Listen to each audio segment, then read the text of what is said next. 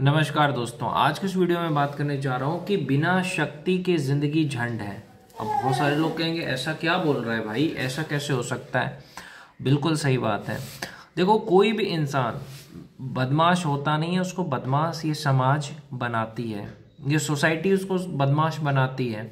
हर इंसान पहले बहुत कोशिश करता है कि वो कुछ ना करे, लोग उसको छेड़ते हैं, लोग उसको परेशान करते हैं, उसके आसपास के लोग उसको परेशान कर देते हैं, कुछ ना कुछ बोल करके उसका मजाक उड़ाएंगे।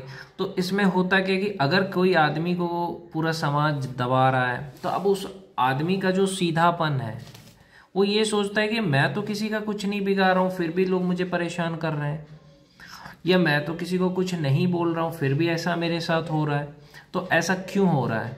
तो फिर वो क्या करता है, फिर वो माफिया बनता है, प्रकाश शुक्ला बनता है, लॉरेंस बिश्नोई बनता है, राजन तिवारी बनता है, मुन्ना शुक्ला बनता है।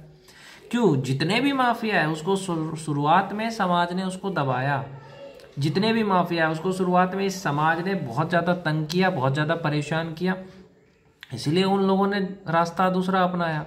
अब होता क्या है कि इन लोगों को, जो भी माफिया है, रंगदार है, इन लोगों को समाज ने परेशान किया। अब इन्होंने क्या किया, 100 लोग छेड़ रहे थे, किसी एक को घुमा दिया, किसी एक पे AK-47 दाग दिया, बाकी 99 ऐसे हो गए। 100 में से एक को घुमा दिया, 99 ऐसे हो गए। अब इनको लगा कि यार बस यही है जो है, क्योंकि इससे फिर उनका आगे शुरुआत हो जाता है, फिर वो रंगदारी करके पैसा आने लगता है। फिर एक घुमाया, 99 सरेंडर हो गए। फिर अब लोग उसको इज्जत भी करते हैं, सम्मान भी करते हैं, पैसा भी आ रहा है। तो मिर्जापुर में एक डायलॉग है कि शुरुआत तो मजबूरी में किए थे, बाद में मजा आने लगा, तो फिर वो माफिया बन जाता है। कोई भी सीधा इंसान है, प्रकाश शुक्ला की बहन को किसी ने छेड़ा तभी उसने ऐसा किया है कि नहीं है। उसी तरीके से लॉरेंस बिश्नोई के साथ भी ऐसा कुछ हुआ, उसने ऐसा किया, गैंगस्टर बना। तो इस समाज में बस एक ही चीज है, जब तक तुम अपना शक्ति नहीं दिखाओगे, जब तक तुम अपना पावर नहीं दिखाओगे, समाज तुम्हारा इज्जत नहीं करेगा। ये नियम है भाई। जब तक तुम अपना ताकत नहीं दिखाओगे ना तो लोग सोचेंगे ये कमजोर है, लोग तुम्हें परेशान करेंगे। मैंने कहा है एक वीडियो में कि बिहार में आप और यूपी में आप 3 ही शर्त पे जी सकते हो, या तो बहुत बड़े रंगदार हो, या तो आप सिविल सर्वेंट हो, IAS IPS या आर्मी वाले हो, या तो बहुत बड़े MLA हो, MLC हो, तो ही आप बिहार और यूपी में रह सकते हो, नहीं तो नहीं रह सकते। आप परेशान करो ना करो, लोगों की आदत है यहाँ पे छेड़ने की, आपको परेशान करने की। तो एक दिन के लिए अच्छा है, लेकिन हर दिन अगर आप गांव में रहते हो तो अच्छा नहीं है। गांव के लोगों की सोच ही यही है कि अच्छा और सीधा है तो उसको परेशान करो। गांव घर में ये ऐसे जो लोग हैं, समाज है, उसमें एक ही चीज है, आप AK-47 लेके घर से निकलो, देखो आपको कोई भी परेशान करे तो बताना मुझे। आप एक हथियार लेकर के घर से निकला करो, देखो एक भी इंसान आपसे बदतमीजी करे तो बताना। दुनिया है भाई, नियम है।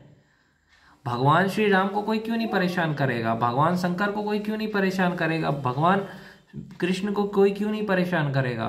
क्यों नहीं किया कोई परेशान? क्योंकि उनको पता है कि ये डाल देगा, इसके पास तीर धनुष है, श्री राम के पास। सीता जी लंका में है, लंका सोने की है, सीता को रावण ने कहा लंका सोने की है तो मेरी हो जाओ, सीता ने कहा ऐसी ऐसी 100 लंका मेरा पति मुझे बना के दे सकता है। यानी जब औरत को भी पता रहता है कि मेरा पति बहुत मजबूत है ना, और तुम्हारे दुनिया में देखो एक सोने की अंगूठी पे लड़कियां चली जाती है, औरतें चली जाती है, वहां सीता सोने की लंका में बैठी है। क्यों? क्योंकि उसको पता है कि उसका पति पावरफुल है। इसलिए मैं कहता हूँ शक्ति के पीछे भागो, पावर के पीछे भागो। लोग कहते हैं औरत हमें धोखा दे देती है, भाई तेरे पास शक्ति नहीं है, पावर नहीं है, इसीलिए धोखा दे देती है।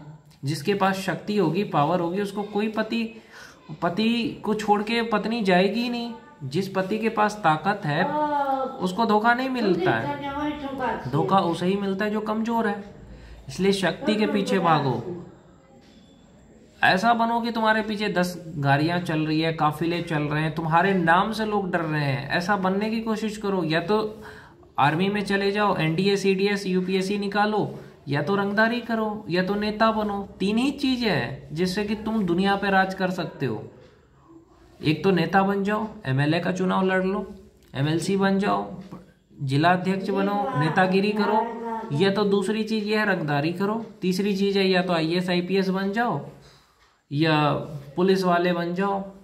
देखो तुम्हें कितनी इज्जत मिलती है, बाकी इज्जत नहीं मिलेगी। और ये कैसे होगा, ताकत कैसे पैदा होगा? कुछ दिन के लिए आप जहाँ रहते हो ना, भगवान श्री राम ने 14 साल के लिए वनवास लिया था, तब जा करके राजा बने।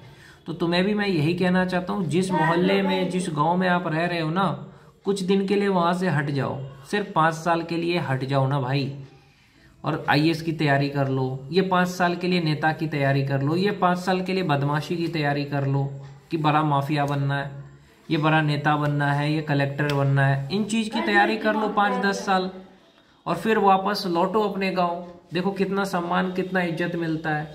यहाँ पावर, शक्ति की पूजा होती है, ऐसे नहीं होती है। ऐसे कमजोर रहोगे तो कोई भी आपको परेशान करेगा।